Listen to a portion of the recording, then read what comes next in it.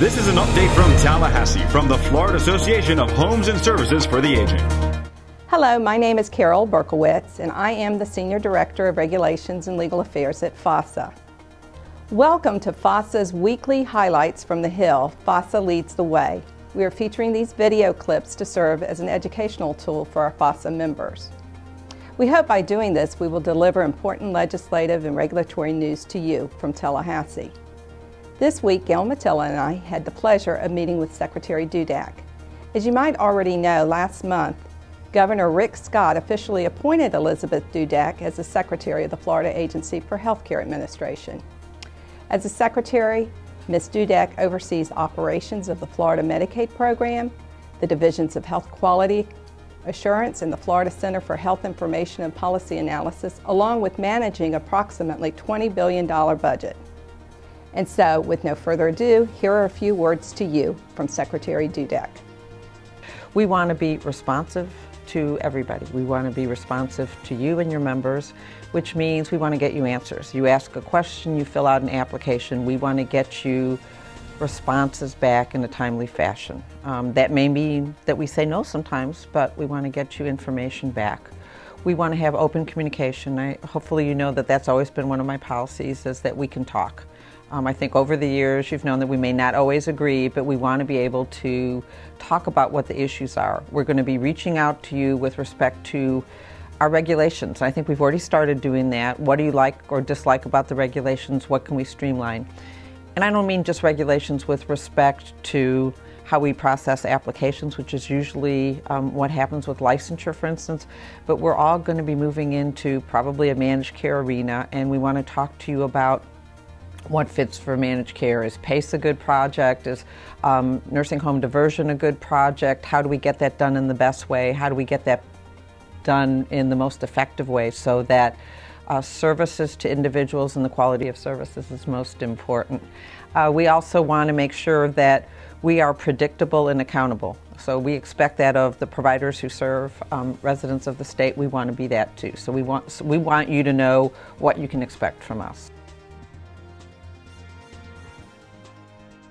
Well, one of the things we've done, it has been from the licensure end, if you're a nursing home that has a lab, is to try to process those applications together.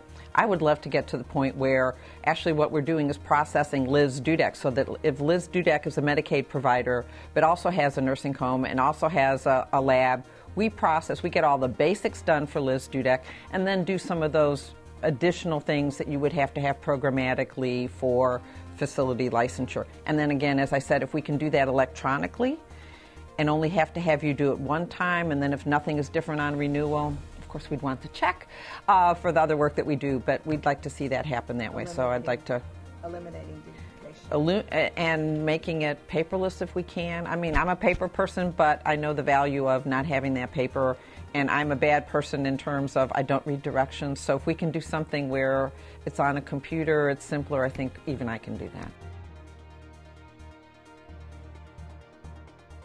Well, that's something we're trying to identify those areas that are most susceptible to fraud. And we found that a lot of times that's people going into the home.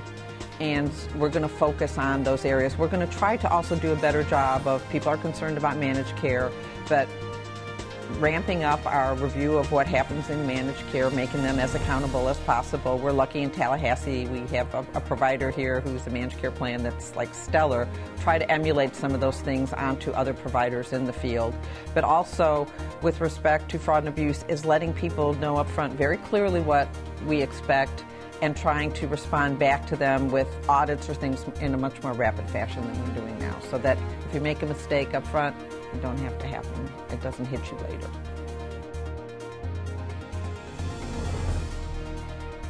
I think it's a great program. I wish that some of the original intention, which was to help you through the CON process, unfortunately there's a moratorium, so it doesn't help so much there, that we're still asking federal CMS about lightening up on the survey schedule for Gold Seal programs. That is something that I would like to do with all provider types. If you've got a good history, try to change our process to be something, at least on the state side if we can, where you go through something very brief and we focus on the poor performers. So Gold Seal should help get you through the door, and I'm very proud of all the providers who are Gold Seal. It's been kind of exciting to go back to a repeat who's done that. I just want to, for people who don't know me, please know that we are accessible, that you can call on us at any point in time. May not get back to you. Emails are so fast, it might not be right away, but within the next day or two of getting an email, we want to respond to you, and we'll be sensitive to things. I think we're looking at potentially changing survey processes and some other things. So we want to work with you on that, though.